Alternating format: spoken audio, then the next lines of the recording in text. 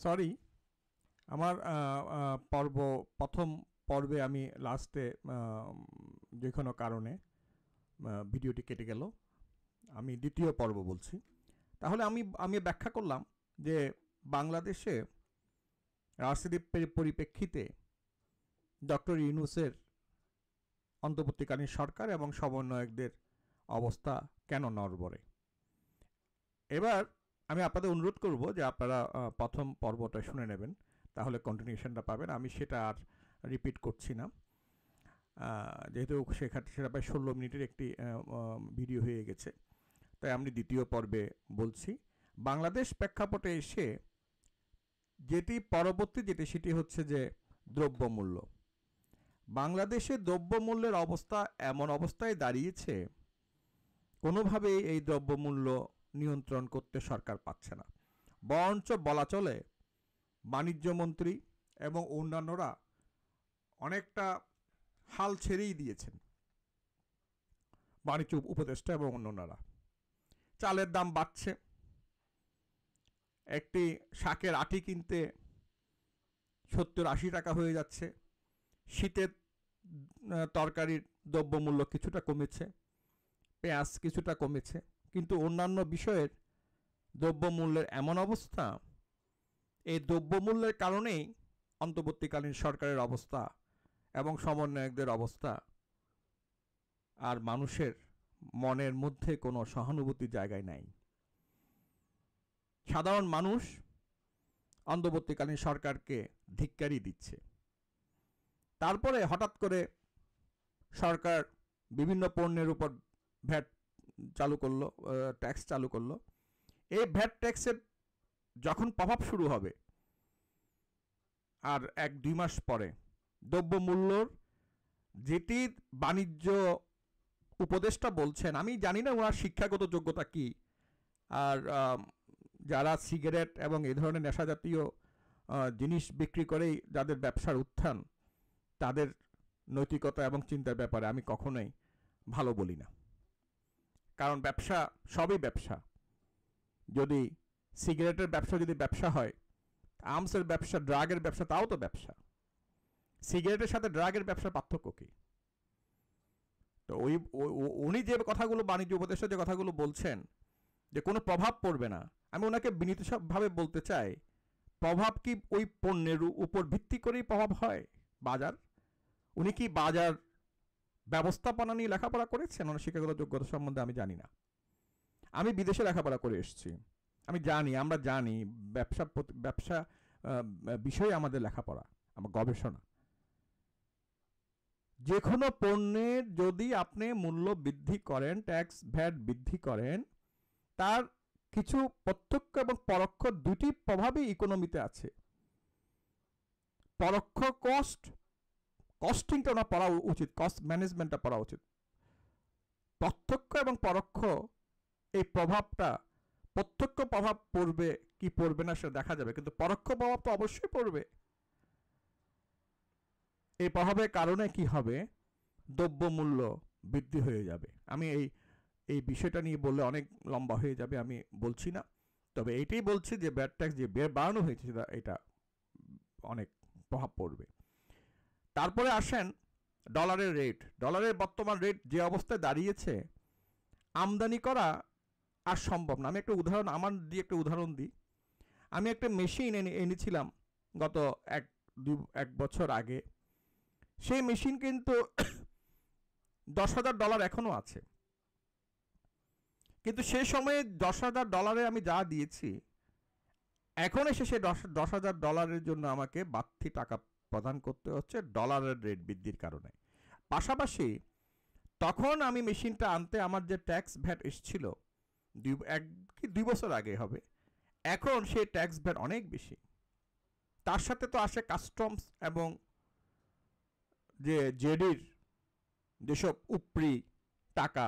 আমরা বলছি বাংলাদেশ স্বাধীন হয়েছে, দুর্নীতি বন্ধ হয়েছে, দুর্নীতি কোনো বন্ধই হয় না। কাস্টমসে আমাদের উপদেষ্টা সাকাওয়াত খুবই শ্রদ্ধাবান ব্যক্তি, ওনাকে আমি আহ্বান করব, আপনি একটু কাস্টমস আর এই জেটিস দুর্নীতির বিষয়ে কাজ করুন।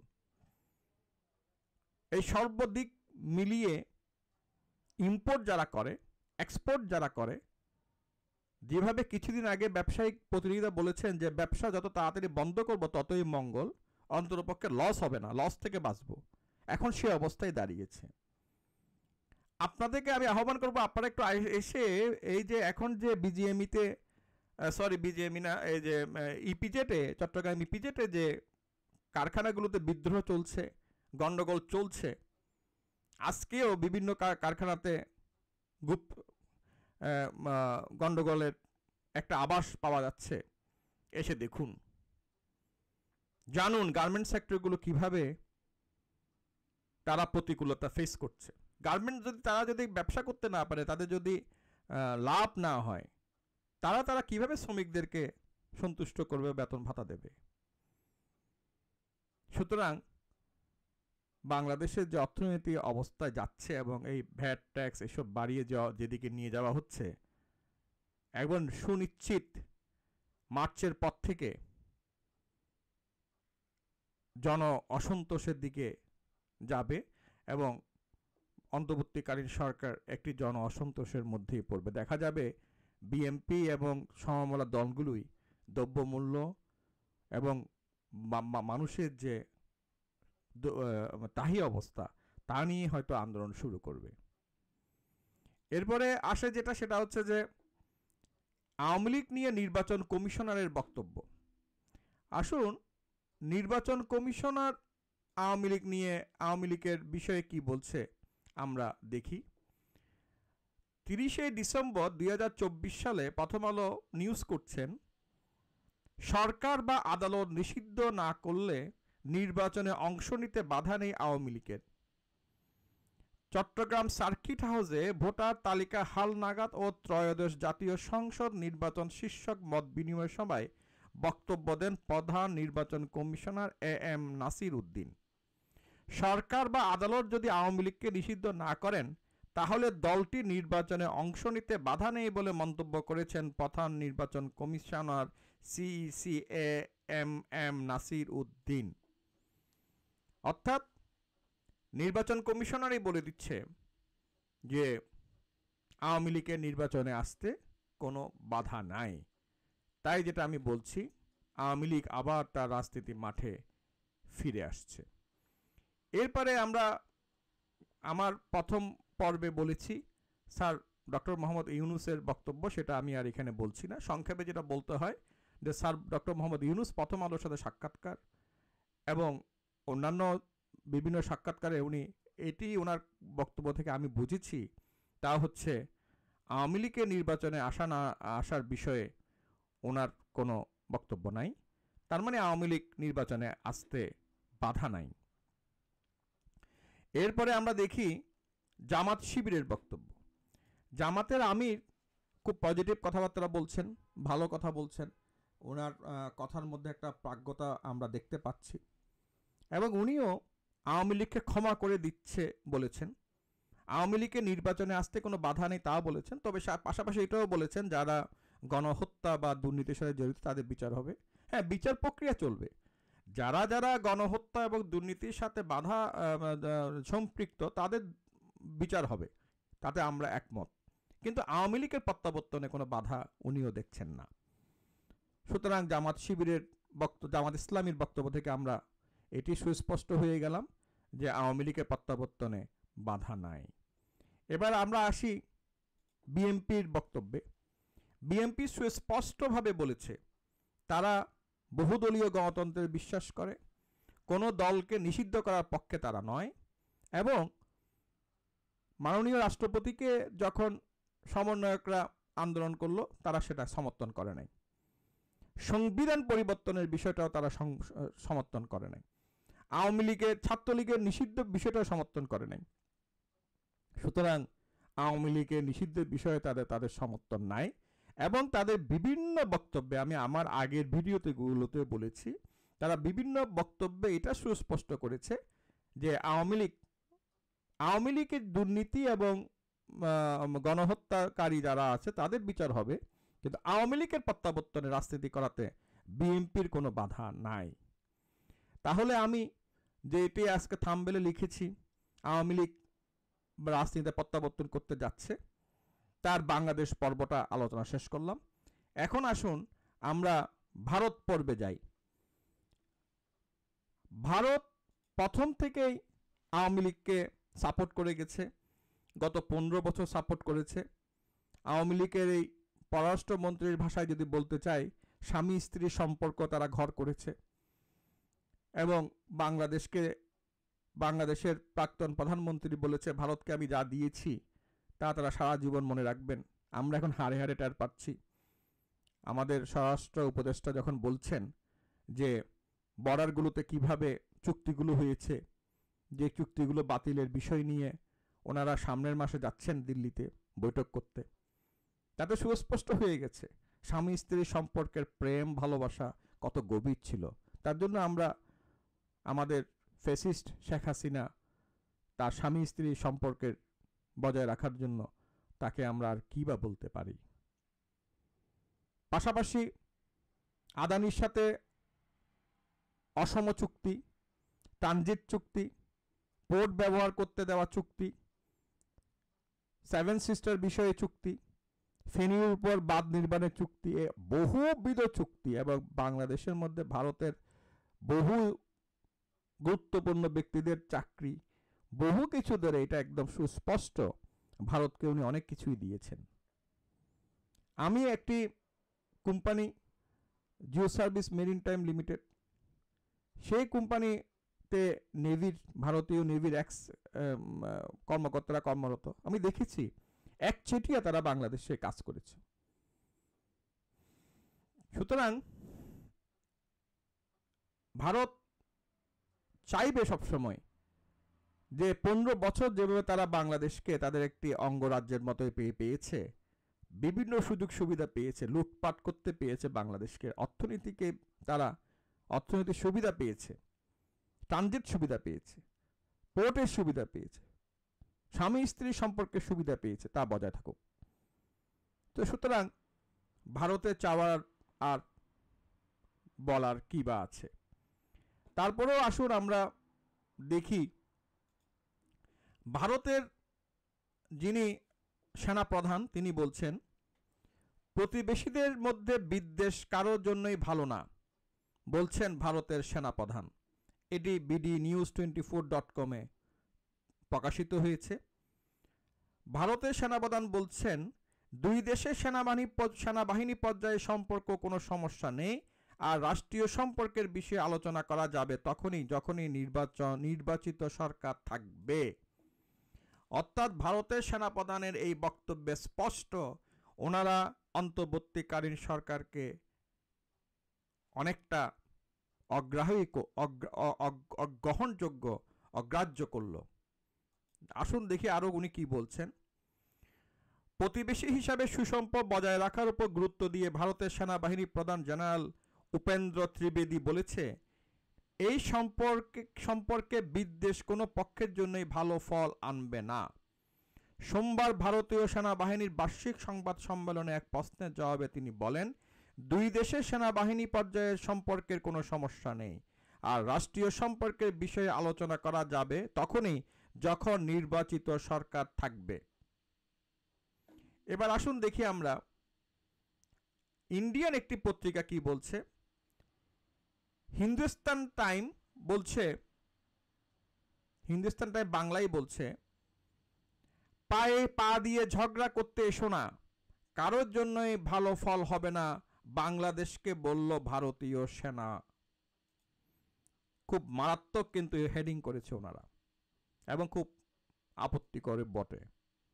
আর্মি ডের আগে সাংবাদিক বৈঠক করলেন ভারতের সেনাপ্রধান জেনারেল উপেন্দ্র ত্রিবেদী, আর সেখানে ভারতীয় সেনাপ্রধানকে প্রশ্ন করা হলো বাংলাদেশ নিয়ে। সেখানেই তিনি স্পষ্টভাবে জানিয়ে দেন, পায়ে পা দিয়ে ঝগড়া করতে এসো না, কারোর জন্যই ফল ভালো হবে না। কোনো রকম বৈরতা প্রদর্শন করলে তা কোনো পক্ষের জন্যই ভালো হবে না। বাংলাদেশ ইস্যুতে এমনই বললেন ভারতের সেনাপ্রধান জেনারেল উপেন্দ্র ত্রিবেদী। আর্মি ডের আগে সাংবাদিক বৈঠকে ভারতীয় সেনাপ্রধান জানান, ভারত এবং বাংলাদেশ একে অপরের প্রতিবেশী, দুই দেশের একে অপরের মধ্যে কৌশলগতভাবে গুরুত্বপূর্ণ। সেই পরিস্থিতিতে কোনো বৈরতা প্রকাশ করা হলে তাতে কোনো পক্ষেরই লাভ হবে না। আর তাছাড়া মোহাম্মদ ইউনূসের নেতৃত্বাধীন বাংলাদেশের অন্তর্বর্তীকালীন সরকারের দায়িত্বভার গ্রহণের পর এখনো পর্যন্ত কোনো পক্ষের তরফে কোনো রকম বিরূপ পদক্ষেপ করা হয়নি বলেও জানিয়েছেন ভারতীয় সেনা প্রধান। আমরা প্রতিবেশী, আমরা একসঙ্গেই থাকতে হবে বলেছেন তিনি। বাংলাদেশ নিয়ে প্রশ্নের জবাবে সোমবার জেনারেল ত্রিবেদী বলেন, বাংলাদেশের সেনাপ্রধান জেনারেল ওয়াকার উজ্জামান সম্প্রতি যে মন্তব্য করেছেন সেটি তুলে ধরতে চায়। তিনি বলেছেন যে আমাদের জন্য কৌশলগতভাবে ভারত গুরুত্বপূর্ণ, তার উল্টাটাও ঠিক। কৌশলগতভাবে বাংলাদেশ আমাদের জন্য গুরুত্বপূর্ণ, আমরা প্রতিবেশী, আমাদের একই সঙ্গে থাকতে হবে, তিনি সেটাও উল্লেখ করে এই বিষয়টি বলেছেন। অর্থাৎ ভারতীয় সেনাপ্রধানের বক্তব্য থেকে সুস্পষ্ট তারা ভারতের স্বার্থে বাংলাদেশের অন্তর্বর্তীকালীন সরকারকে মেনে নিচ্ছে না এবং সুযোগ পেলে অন্তর্বর্তীকালীন সরকারের পরিবর্তনের বিষয়ে তারা কাজ করতে দ্বিধা করবে না। এরপরে যেটা বলা যায় সেটা হচ্ছে যে যুক্তরাষ্ট্রের একটি প্রতিনিধি দল বাইডেন প্রশাসনের জাতীয় নিরাপত্তা উপদেষ্টা, মার্কিন জাতীয় নিরাপত্তা উপদেষ্টা, উনি ভারত এসেছেন। বাইডেন সরকার ক্ষমতায় আছে 20 তারিখ পর্যন্ত, আর 7 দিন। কিন্তু এর মধ্যেই ভারতে উনি কেন গেলেন এবং সেখানে বলা হচ্ছে বাংলাদেশ বিষয়ে বিস্তারিত আলাপ হয়েছে। সে প্রসঙ্গে ওনার কিছু কথা আমরা বলি।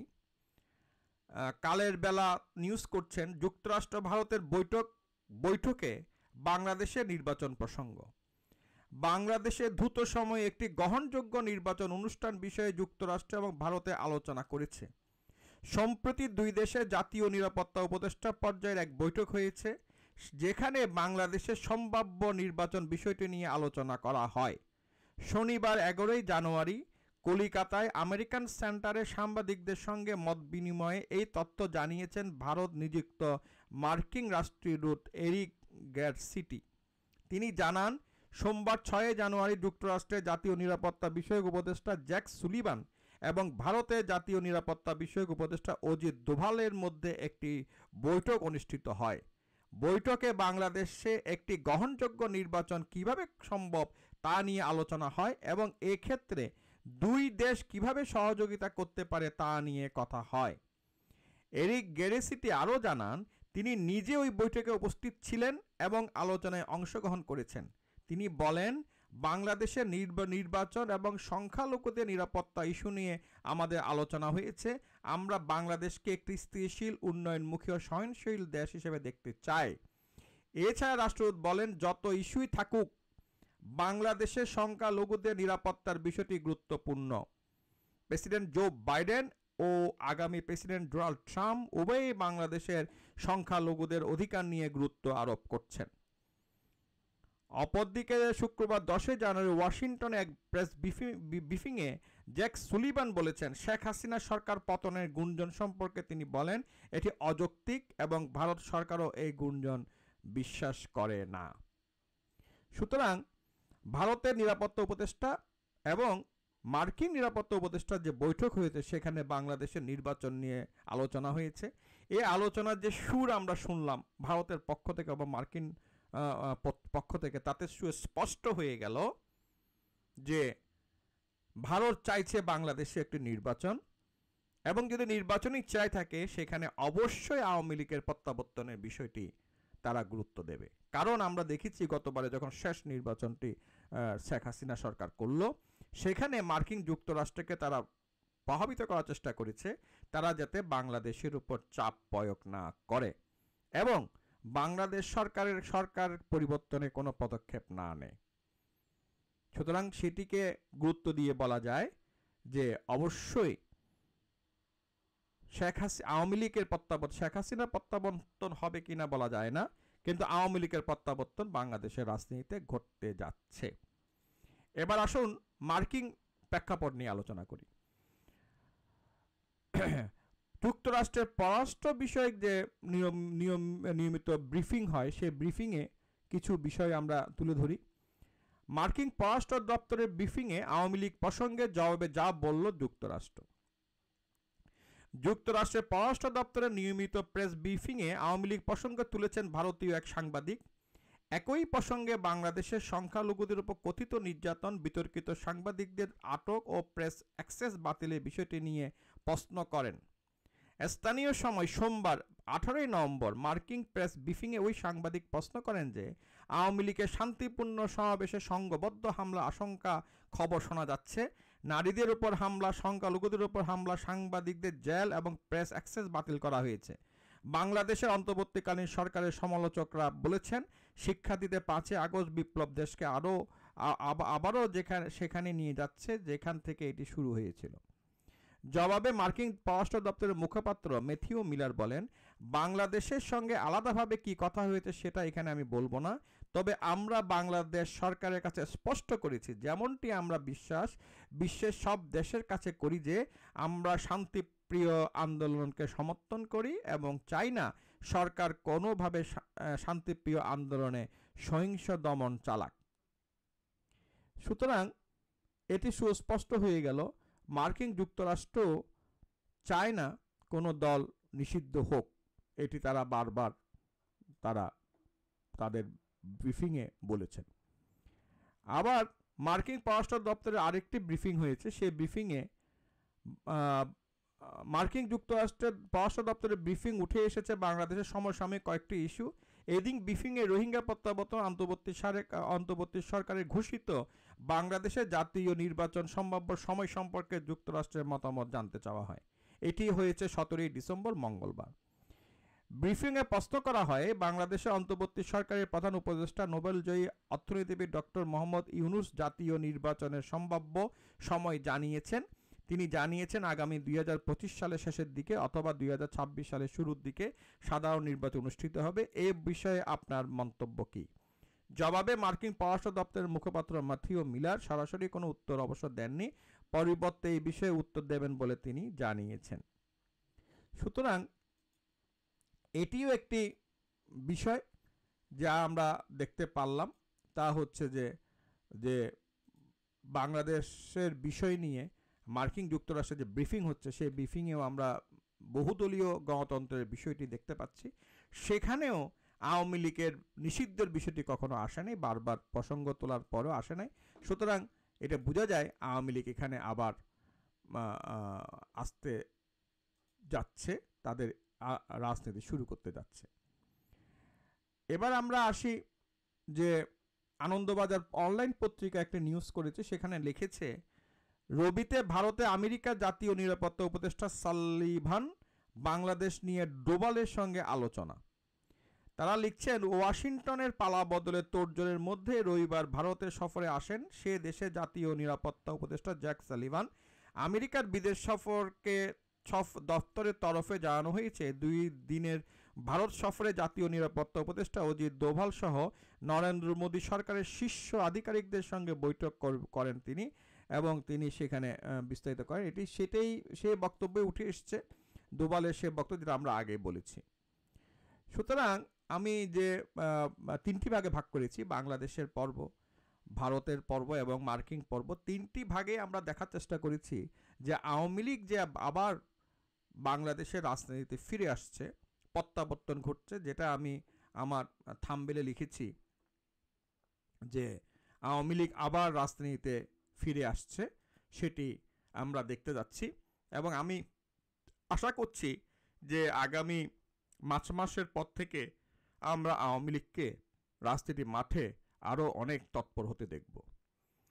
আমি ব্যক্তিগতভাবে বহুদলীয় গণতন্ত্রের বিশ্বাস করি এবং আমি আওয়ামী লীগ বিষয়ে অনেকগুলো ভিডিও করেছি। তার মধ্যে আমি সুস্পষ্টভাবে বলতে চাই, আওয়ামী লীগের ইতিহাস এবং ঐতিহ্য অনেক সুগভীর।